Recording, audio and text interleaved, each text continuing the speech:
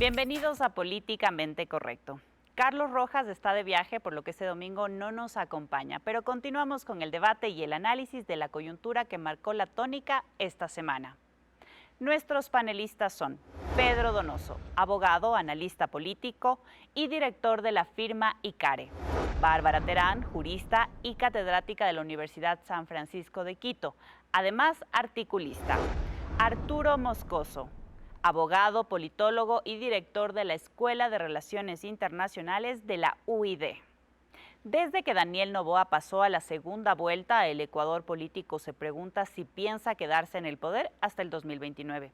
Y claro, el presidente agrega inquietudes porque, basándose en la popularidad de estos 3 meses, dice no descartar estar en la papeleta de las elecciones 2025. Pero ¿es momento de que Ecuador se instale en una campaña presidencial?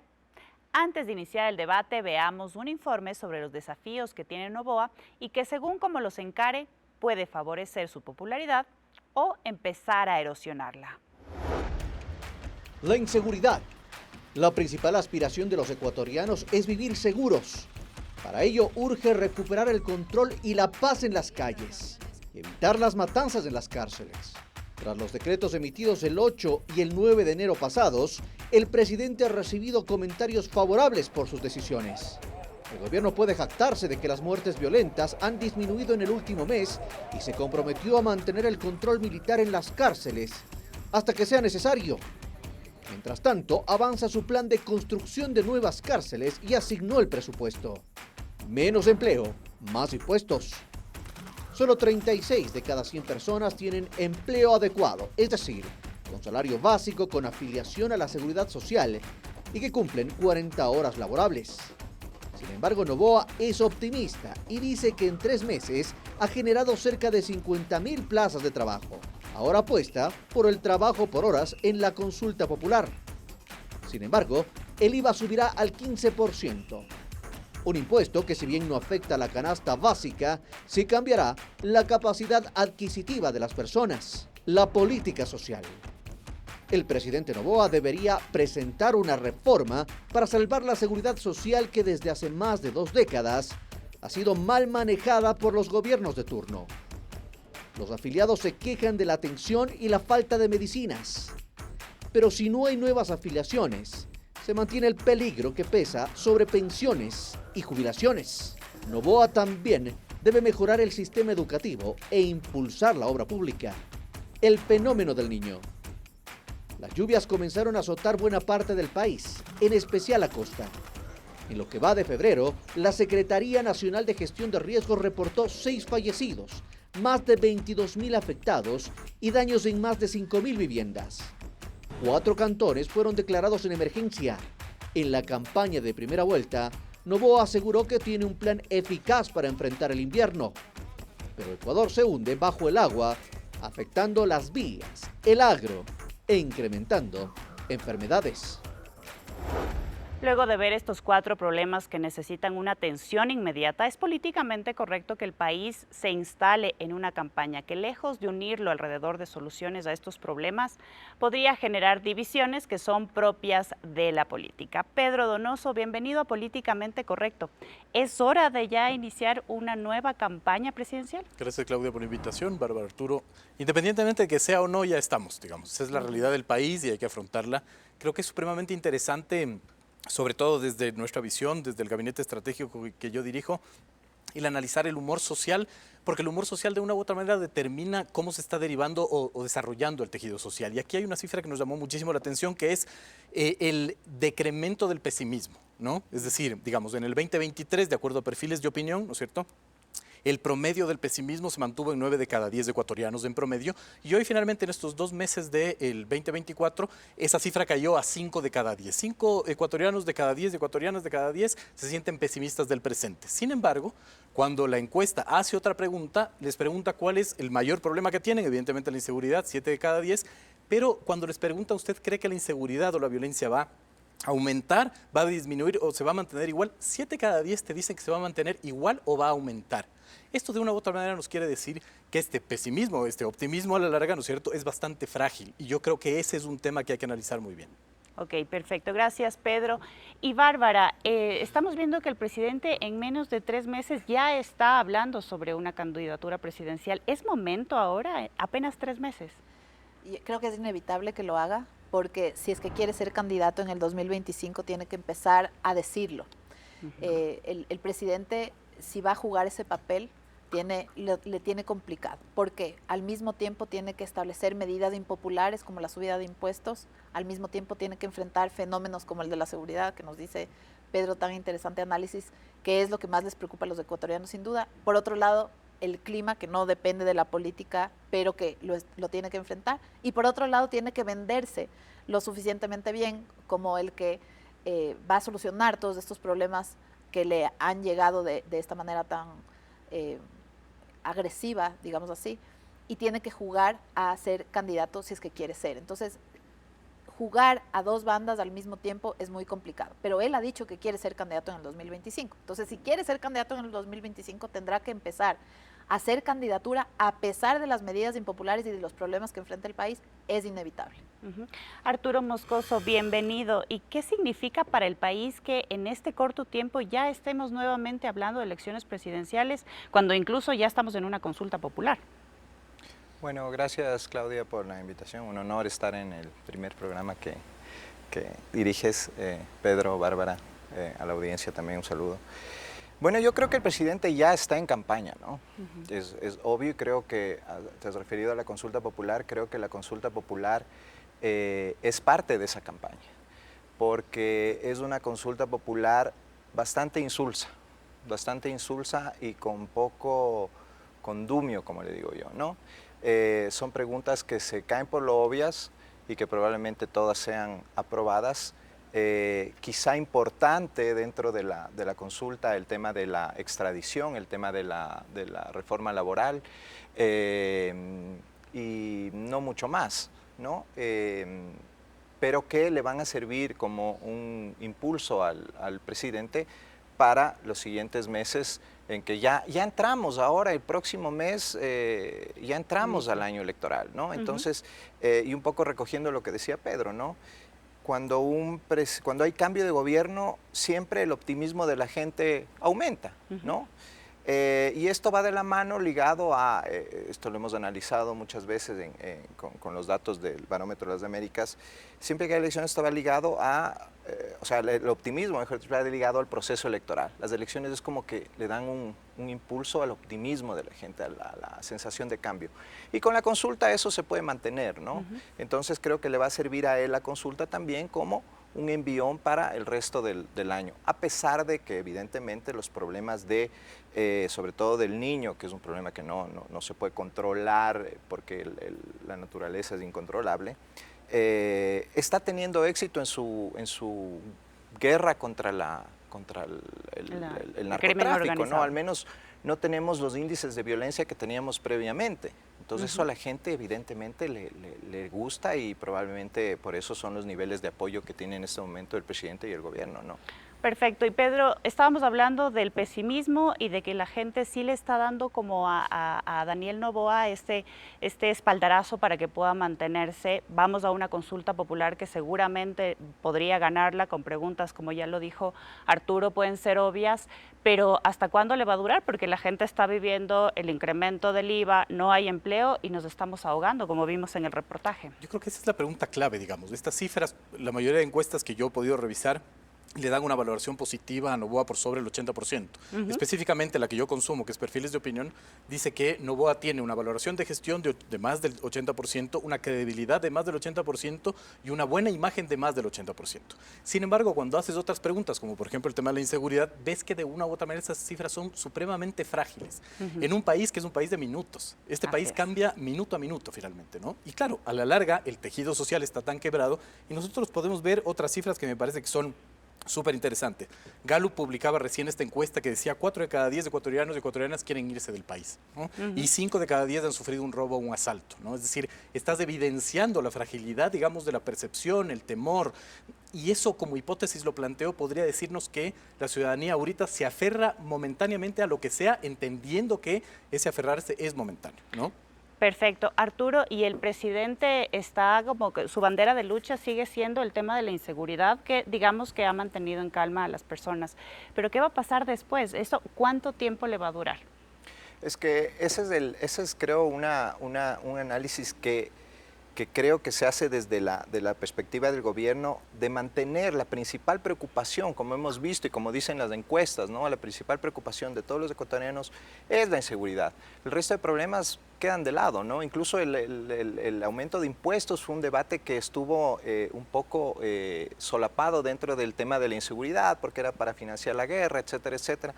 Entonces, cuando tú mantienes ese discurso, ¿no es cierto? Un discurso combativo de que vamos a parar el crimen, etcétera, etcétera, y empiezas a tener éxito, se va a mantener los índices de popularidad y de credibilidad del presidente, evidentemente, y del gobierno, ¿no? Además, datos de que no hay ese enfrentamiento permanente entre la Asamblea y el gobierno. Eso también le ayuda al gobierno a mantener una imagen de que está haciendo las cosas bien, ¿no? Entonces, si sigue en esa línea, si sigue esta supuesta guerra arrojando índices menores de violencia, pues el presidente puede tenerla muy fácil en una reelección, ¿no?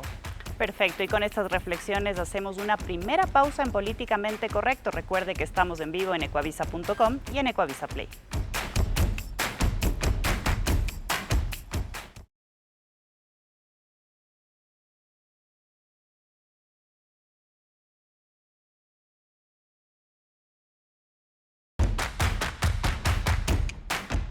Seguimos en Políticamente Correcto analizando Ecuador desde ahora en campaña presidencial y la siguiente pregunta es para Bárbara Terán. Arturo en el bloque anterior decía que si el presidente está haciendo las cosas bien, obviamente podría estar ya, digamos, como que con una popularidad más alta de cara a las elecciones 2025. O sea, esto le puede favorecer al país porque finalmente es un presidente que está en campaña y se va a dedicar a la obra pública. O sea, finalmente podría seguir cosechando popularidad. Podría seguir cosechando popularidad sin duda. Los mandatarios los últimos años de sus gobiernos, si pretenden una reelección, lo que hacen es gastar lo poco que tienen o con lo que cuentan para hacer mucha fiesta y mucho bombo para hacerse notar y no dejarse olvidar. Entonces, que lo podría hacer. El tema es que no tiene dinero. Y las contribuciones fiscales, las contribuciones tributarias que pretende aprobar, están dedicadas exclusivamente para el uso en la guerra. Es decir, así como las contribuciones solidarias del año 2016 por el terremoto no debieron usarse en lo que se usaron y debieron usarse solamente en la reconstrucción de Esmeraldas y Manabí, estas contribuciones deberían dedicarse exclusivamente a combatir el crimen organizado. Entonces, no debería ni un centavo de esas nuevas contribuciones ser utilizado para nada que no fuera eso. Y de dónde más va a sacar el presidente esos recursos. Pero la ciudadanía está viendo bien esto, o sea, Pedro nos decía hace unos minutos, es que finalmente el país vive al minuto, cualquier momento podría pasar algo diferente y la gente va a empezar a criticar a Daniel Noboa, va a empezar a ya ponerle un freno también al presidente. Coincido perfectamente con Pedro y Arturo en ese análisis. De hecho, quisiera recordar que los primeros 3 meses de Lazo fueron de absoluta popularidad, cuando Lazo logró exitosamente vacunarnos a todos, que fue una campaña sumamente positiva, tenía el 70% de aprobación. Si Lazo hubiera sacado en ese momento histórico su consulta popular, probablemente no le hubiera pasado lo que le pasó el último momento de su gobierno, que decayó absolutamente. Entonces, efectivamente, yo creo que la confianza de la gente y el optimismo de la gente, como nos dice Pedro, es efímero, y creo que pende de un hilo, y creo que Daniel Noboa tiene que ser muy hábil para tratar de mantener esa relación con el electorado, que en este momento le apoya muchísimo por los resultados que está teniendo su gestión. Perfecto. Pero un año es largo y sin presupuesto es riesgoso. Entonces tiene que hacer magia para ver cómo logra seguir con la atención y al mismo tiempo no gastar lo que no tiene. Por supuesto, porque sin plata no va a poder hacer nada el presidente Noboa. Pedro, hace un rato también usted decía que Ecuador está en un constante conflicto. ¿Ecuador es un país que logra resolver algún problema estructural? Porque el presidente finalmente ha logrado tener como que una alianza en la Asamblea, ha logrado sacar sus leyes y todo, pero cuando ya entra en campaña, todos le van a dar la espalda, no van a jugar para él. Yo siempre repito esta frase de un periodista argentino que dice, él se refería a Argentina, pero calza perfectamente a Ecuador. Ecuador es este país de sucesos y no de procesos. Es decir, somos un país finalmente que nos encandilan los sucesos, nunca hay cambios estructurales y eso lo estamos viendo ahora. Me parece que es súper importante analizar la fragilidad de las cifras de Daniel Noboa y sobre todo en el contexto político, ¿no es cierto? Y ahí viene la gran palabra que es la expectativa. La expectativa es enemigo de todo político. Finalmente yo creo que ese fue una de las razones, digamos, del fracaso de Lasso, la gran expectativa que ni siquiera tenía relación con la vacunación. Cuando Lasso finalmente llega al poder un mes después, de acuerdo a Cedatos, tenía más del 70% de valoración positiva, un mes sentado en Carondelet, y esto se debía al fenómeno Lasso, digamos, que bautizaron en campaña, y se esfumó porque la realidad es otra finalmente, porque el Ecuador, digamos, tiene su tejido social destrozado. Hay un estudio de RFD, por ejemplo, que es muy interesante, que dice, en el 2015 el 13% de la gente, de las familias, se endeudaba a plazos mayores a 6 meses haciendo compras, digamos, de enseres, etcétera. En el 2023 esa cifra es de 32%, es decir, el tejido social está quebrado, ¿verdad? Y cuando tú tienes una toma de decisiones que cambia o que pretende cambiar, ¿no es cierto?, algún tipo de estructura, de realidad, la gente va a tener más escrutinio público. Me refiero, por ejemplo, a la elevación del IVA, ¿no? Es decir, en esta encuesta de perfiles de opinión, 6 de cada 10 decían que no estaba de acuerdo. Con la aprobación finalmente del IVA, la gente te va a empezar a exigir mucho más. Es decir, te va a decir, me subiste el IVA, ¿qué fue que me robaron el celular ayer en el bus? ¿Por qué siguen matando? Claro, no tengo empleo finalmente, ¿no es cierto? La gente sigue migrando. Es decir, la fragilidad de Noboa está relacionada con intentar administrar una realidad que él no controla y eso es mucho más complejo.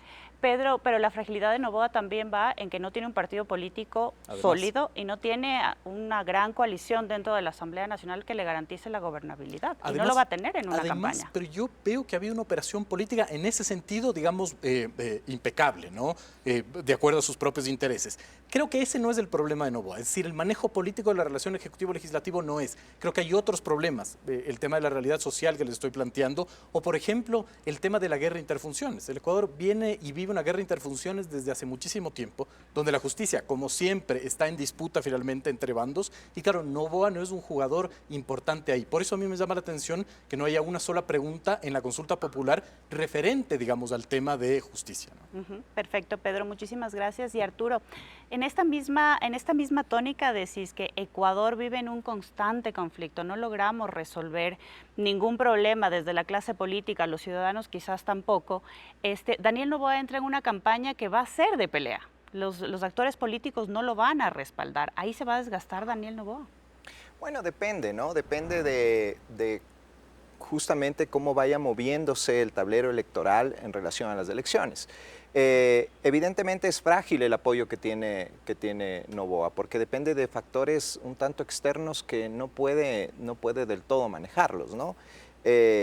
Sin embargo, si él logra mantener esos estándares de popularidad y credibilidad, lo más conveniente quizá para muchas de las agrupaciones políticas es seguir en una línea de alianza con él. Si ven que es mejor compartir el poder que perderlo totalmente, ¿no? Entonces, dependerá mucho de lo que... Pero estoy de acuerdo, es un año y en un año pueden pasar muchísimas cosas, ¿no? O quizás en 6 meses, porque la campaña en octubre, Daniel Noboa ya tendría que dejar encargado el mandato para poder dedicarse a la campaña. Y ahí tienen un problema grave entre manos, ¿no? ¿Qué va a pasar con la vicepresidenta?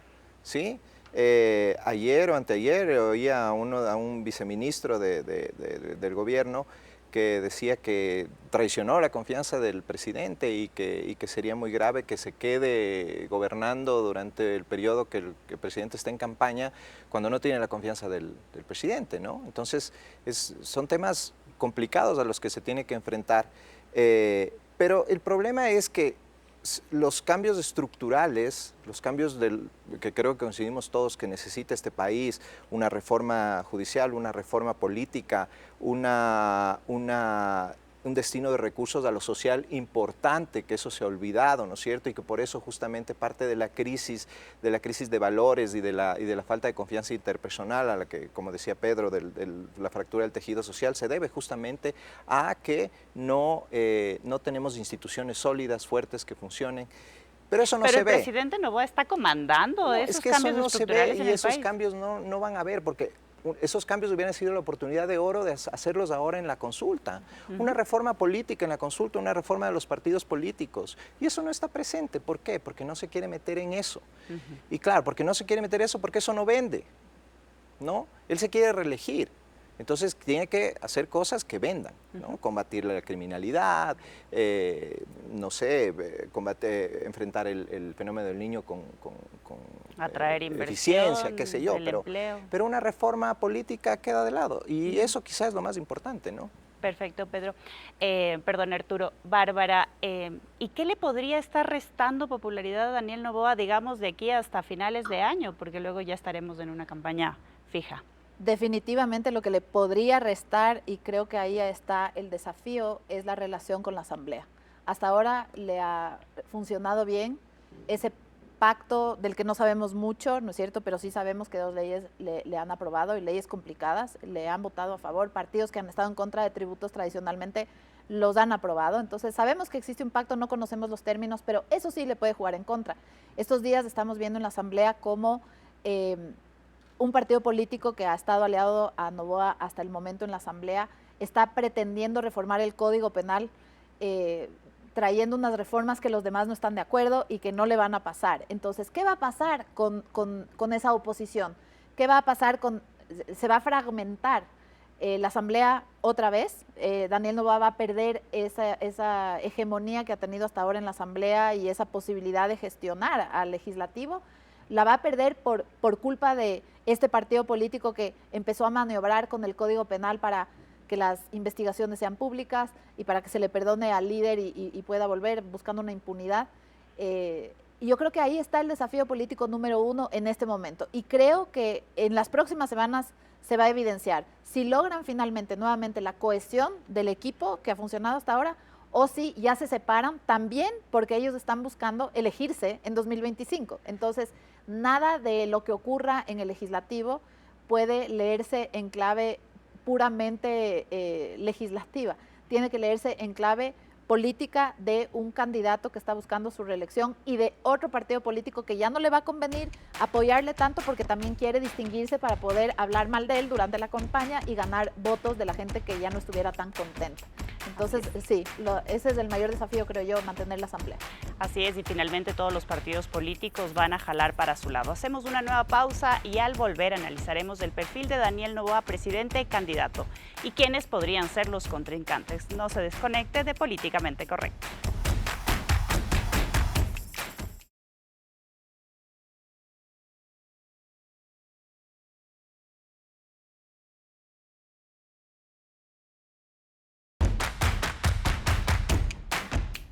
Seguimos en Políticamente Correcto. El presidente Noboa se mueve en un escenario político complejo y como ya arrancó la campaña, algunas figuras empiezan a promocionarse. Veamos. Ecuador vuelve a estar en campaña electoral. La consulta popular y referéndum que impulsa el presidente se ha fijado para el 21 de abril. En ese mes también se iniciará el calendario electoral para los comicios presidenciales de febrero de 2025.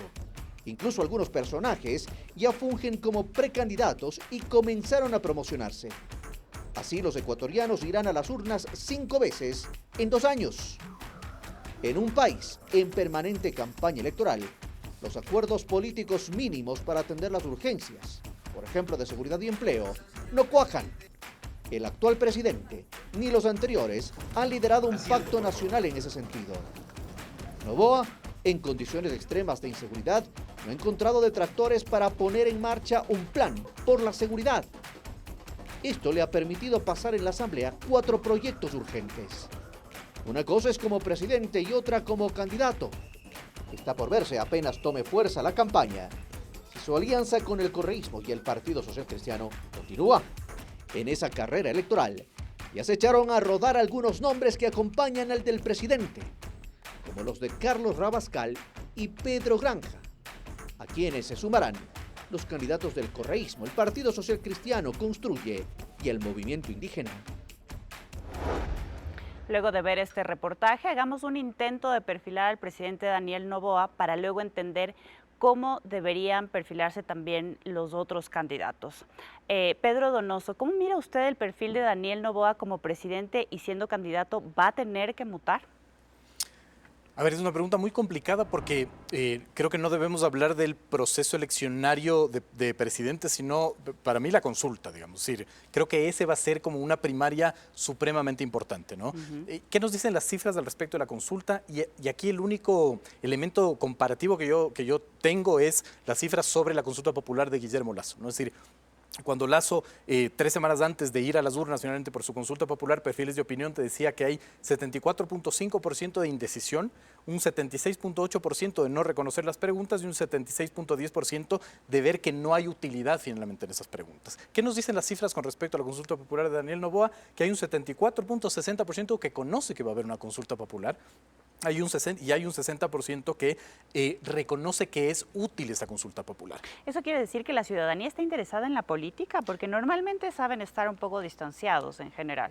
A ver, digamos, no podría yo hacer una conclusión, un poco siempre con hipótesis. Lo que siempre planteo es que a la ciudadanía le interesa la política, pero es su política, es a su manera. Estas son cuestiones distintas finalmente, ¿no? Pero que la gente haya escuchado una consulta popular puede deberse finalmente a que ha habido, qué sé yo, más promoción o más interés. Es decir, la relación finalmente de un Lasso con menos del 15% de valoración positiva convocando una consulta popular y un Noboa con más del 80% convocando una consulta popular. Es decir, ahí hay una diferencia.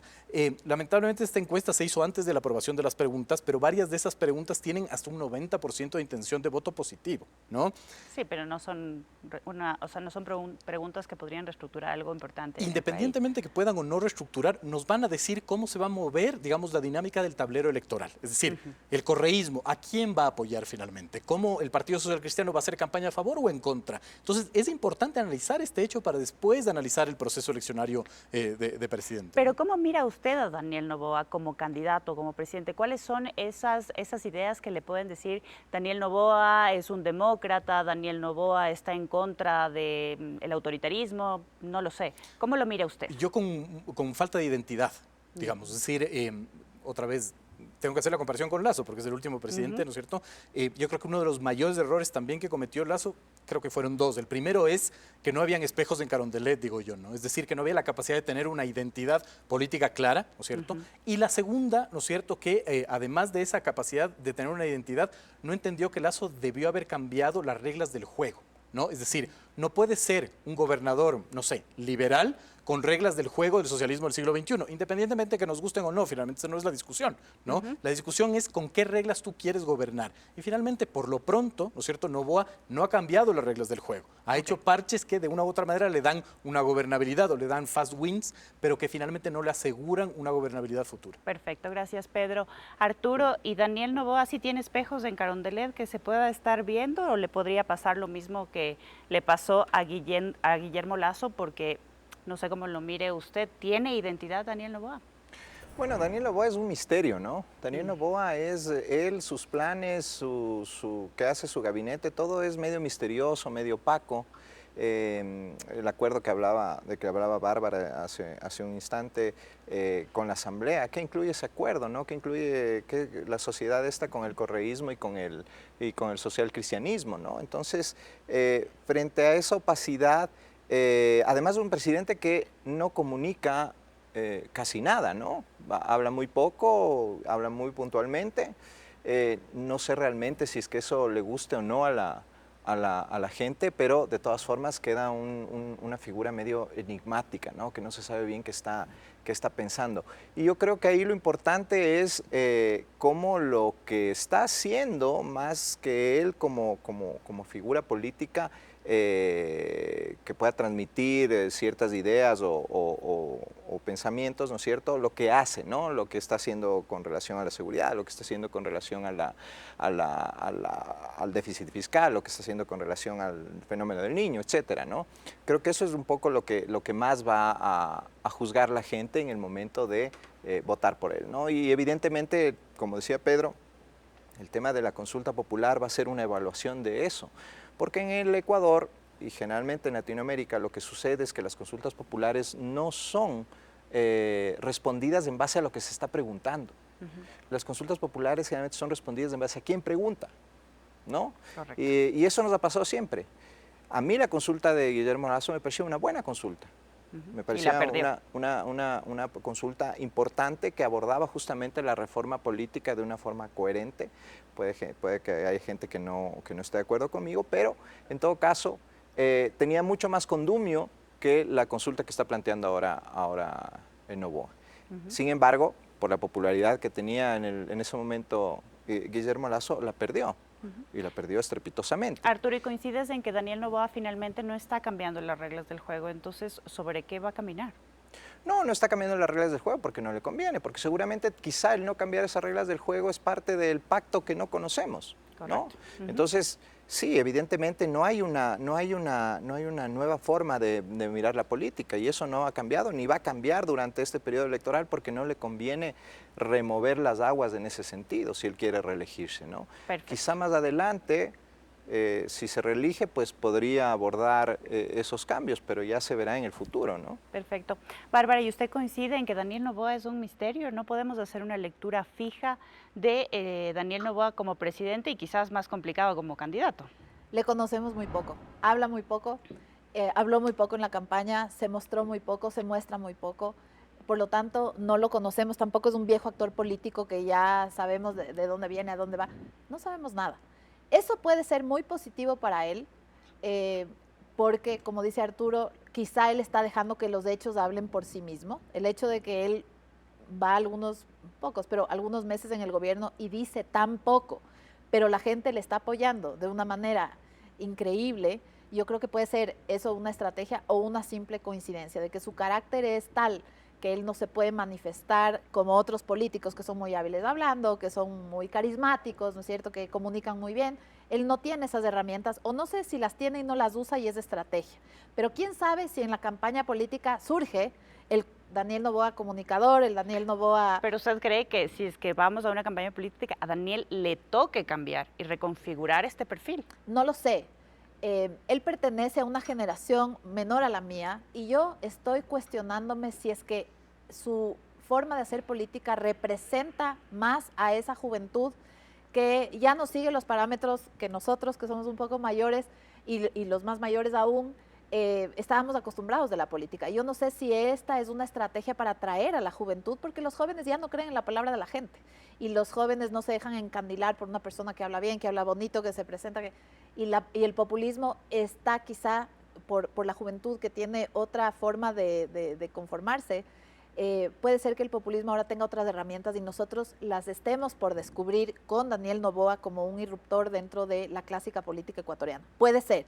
El enigma del que habla Arturo, yo coincido, es un enigma absoluto y creo que en este año de campaña vamos a ver si es una estrategia o es su forma de ser y está encasillada en esa forma de ser que hasta ahora le ha resultado por suerte. Pero también recordemos que los jóvenes son los que no tienen empleo, así que vamos a ver hasta cuándo le van a apoyar a Daniel Noboa. Hacemos una nueva pausa y al volver con el análisis, Ecuador ahora en campaña presidencial. No se desconecten.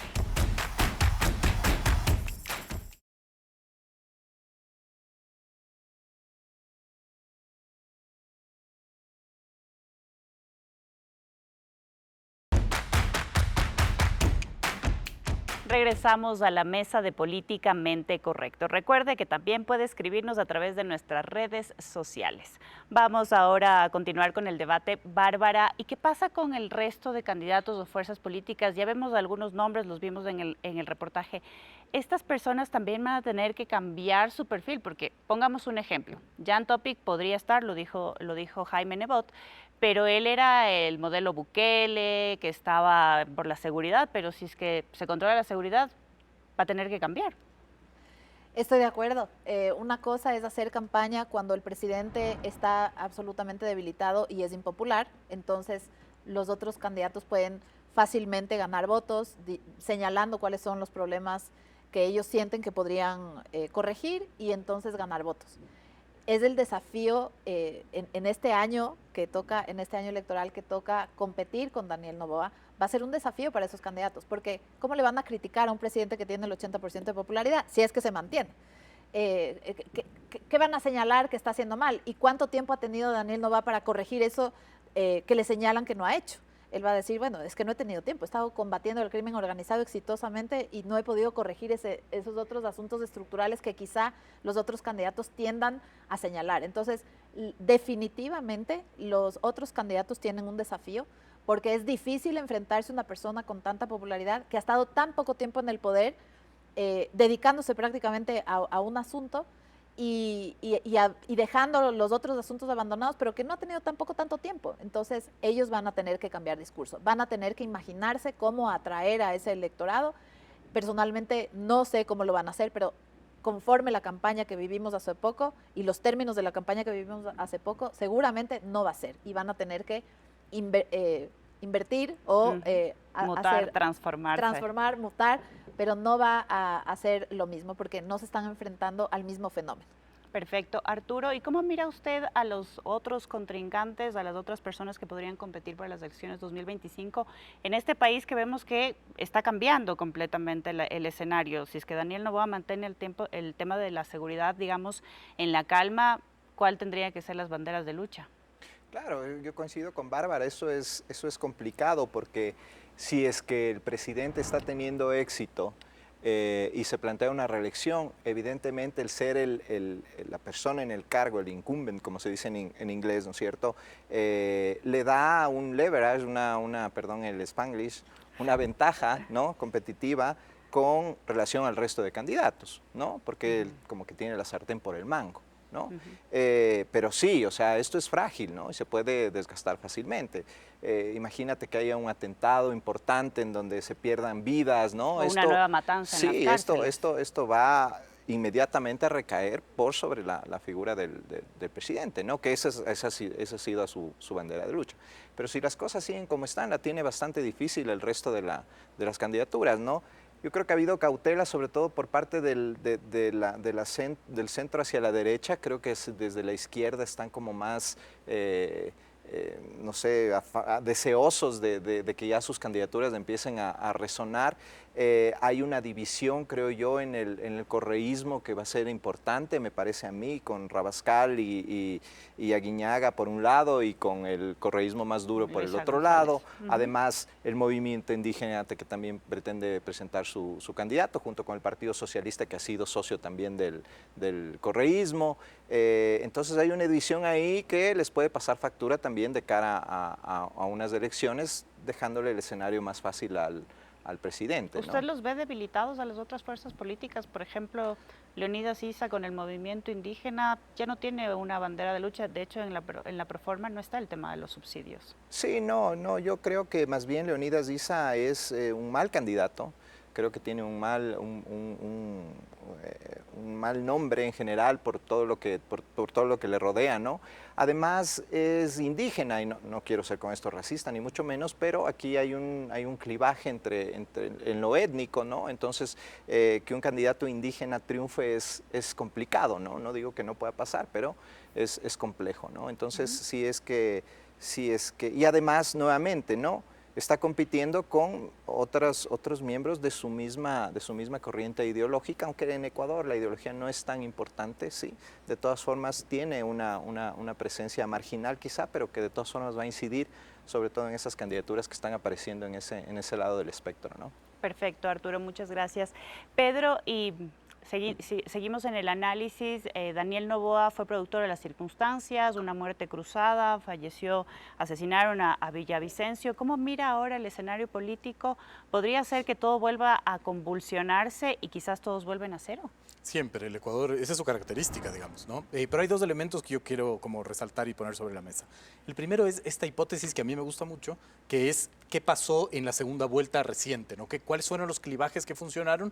Y hay esta hipótesis que dice el clivaje fue lo nuevo versus lo viejo, finalmente, ¿no? Yo creo que eso funcionó muy bien. Yo estoy totalmente de acuerdo. Es decir, Noboa es hijo de la tragedia. Es decir, Noboa está sentado en Carondelet finalmente porque hubo una tragedia de violencia finalmente con el asesinato de políticos que cambió el escenario, ¿no es cierto? Y que provocó, digamos, un cambio. Y el segundo elemento es, a nosotros nos gusta mucho desde el gabinete estratégico que yo dirijo, no solo analizar los resultados electorales de los candidatos, sino el escenario postelectoral.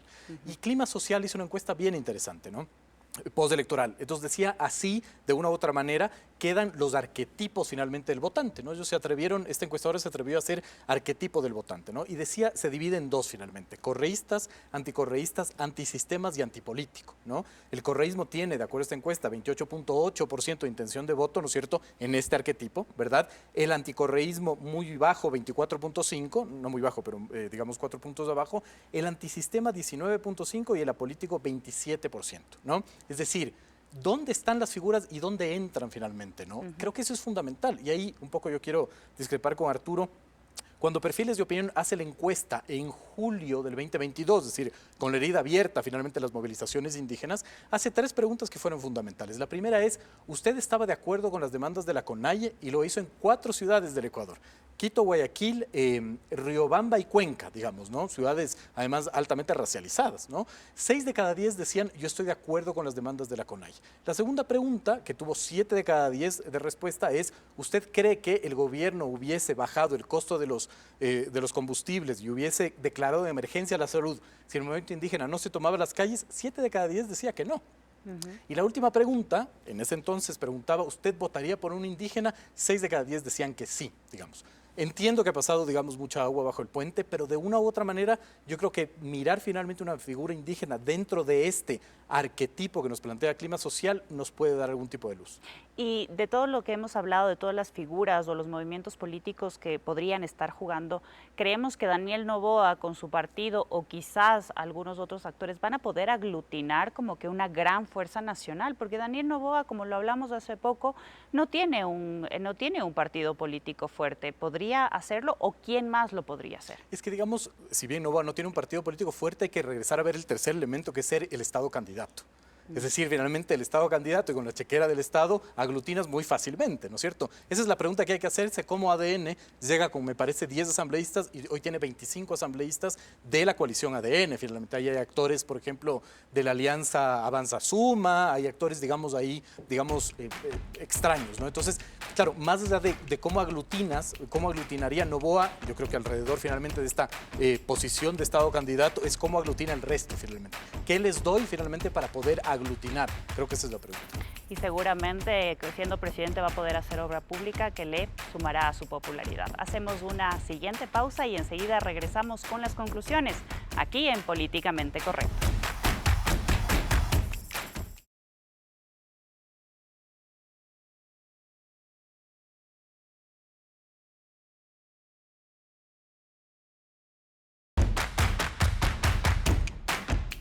Iniciamos la etapa de conclusiones. Bárbara Terán, ¿es políticamente correcto que el país ya entre en una campaña presidencial? Políticamente correcto puede no ser, porque el Ecuador está desgastado, gasta además muchísimos recursos en cada campaña electoral. Ir a las urnas es un trauma para los ciudadanos, pero es inevitable. La ley así lo establece. Noboa simplemente está terminando un periodo y no puede hacer otra cosa que, si quiere ser reelegido en 2025, ir a una campaña electoral. Más allá de si es políticamente correcto o no, estar o no en campaña, yo creo que lo políticamente correcto para él sería no malgastar los recursos públicos que ya nos ha dicho que son escasos y hacer una campaña muy austera, muy dirigida a los objetivos que tiene y de esa manera que el ecuatoriano le apoye. Pedro Donoso, ¿qué es lo políticamente correcto? Creo que el gobierno tiene que entender que sus cifras son frágiles, que tiene que combatir con una expectativa gigantesca y que mientras la gestión finalmente no supla o no maneje finalmente esa expectativa, creo que le va a ser muy difícil sobrevivir, digamos, a un año complicado y sobre todo ganar las elecciones. Arturo Moscoso, su conclusión. Bueno, no sé si sea políticamente correcto que el presidente ya vaya a una reelección, pero frente a este periodo electoral o este periodo presidencial tan corto, es inevitable que eso suceda. Esperemos que en este periodo no solo se dedique a hacer promoción electoral, sino también a realizar los cambios que este país necesita o al menos empezarlos. Creo que eso sería lo políticamente correcto. Daniel Noboa fue electo para completar el periodo de gobierno de Guillermo Lasso. Desde que inició su mandato declaró la guerra al crimen organizado y en 3 meses logró pasar 4 leyes en la Asamblea Nacional. Entre ellas, la que permitió subir el IVA al 15%, en principio para financiar el conflicto. Parece un logro político récord, pero las necesidades de los ecuatorianos no se acaban ahí. Y claro, Noboa no descarta participar en las elecciones presidenciales del 2025, para así gobernar un periodo completo. Ahora, si Noboa no responde con agilidad a las urgencias de los ecuatorianos, empezará a erosionar su popularidad. Como se vio durante este análisis en Políticamente Correcto, el fenómeno del niño, el desempleo y la misma inseguridad apenas tienen medidas parche y no se sabe cuál es la hoja de ruta para combatirlos. Además, Noboa no ha planteado un pacto nacional que permita establecer los términos mínimos en los que el país pueda reconstruirse y, de paso, que la clase política demuestre que ha madurado. Lo cierto es que mientras se inicia otra vez una campaña presidencial, el Ecuador requiere un presidente que resuelva. Nos vemos el próximo domingo con más análisis aquí en la señal de Ecuavisa.